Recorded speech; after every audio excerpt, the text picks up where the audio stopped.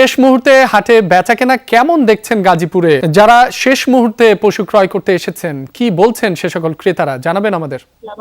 আমি এখন রয়েছি টঙ্গী বাজার, গাজীপুরের মধ্যে সবচেয়ে বড় বৃহৎ এই গরু হাটটি। আমি যদি একটু দেখাই যে আমার পিছন থেকে, সেটি বলবো যে এত পরিমাণের বাজারে গাড়ি গরু উঠছে যে আসলে যে বিক্রেতা রয়েছে তারা কিন্তু আসলে হতাশ। এখন ঘরেই হবে বিয়ে বাড়ির পোলাও, যদি থাকে আকিজ এসেনশিয়াল সুগন্ধি চিনি গুঁড়া চাল। সেই তুলনায় কিন্তু আসলে ক্রেতা নেই। তবে গত কয়েকদিনের বাজারের তুলনায় যদি আজকের বাজারের কথা বলি, সেক্ষেত্রে বলবো যে প্রত্যেকটি গরু প্রতি 20,000 থেকে 30,000 টাকা কম বেচাকেনি হচ্ছে।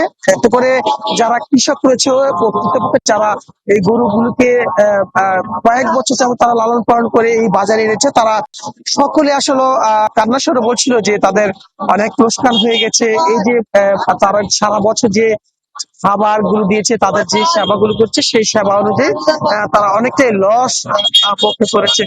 আমরা এখানে যে পাইকাররা যারা রয়েছে তাদের সাথে কথা বলছি। তারা জেলার বিভিন্ন প্রান্ত থেকে এই গরুগুলো আসলে সংগ্রহ করেছিল।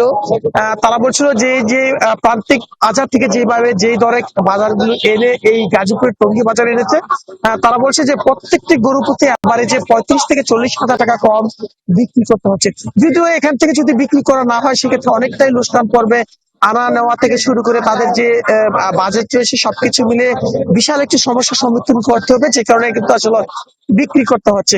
এখানে যে একদম যারা যারা ক্রয় করতে আসছে বিভিন্ন গরু, তারা বলছিল যে গত কয়েকদিন যাবত তারা বাজার আসছিল, তারাও বলছে একই কথা যে অন্যান্য বছর চেয়ে এবার, অন্য দিনের চেয়ে এবার আজকে যেহেতু একদিন বাকি রয়েছে, এখন অনেকটাই কম।